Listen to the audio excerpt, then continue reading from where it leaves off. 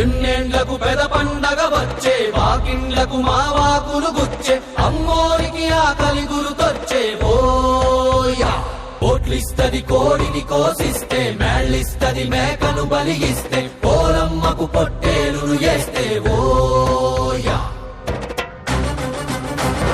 అమ్మోరికి అవ్వాలని మేత ఏనాడో రాసేసిన రాత ఎలుగుందారే తిరిగడిసాక